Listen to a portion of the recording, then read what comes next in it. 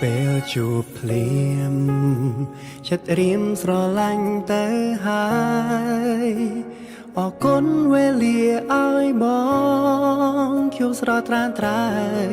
គឺអូននេះហើយជាចំឡាយស្នេហ៍ក្នុងចិត្តបងបំណងសារភាពក្តីស្នេហ៍បេះដូងមួយនេះត្រូវការតែរូបមានមេដឹងទេថាអូនសំខាន់ប៉ុណ្ណាគ្រប់ទង្វើបញ្ជាក់ថាជាស្នេហា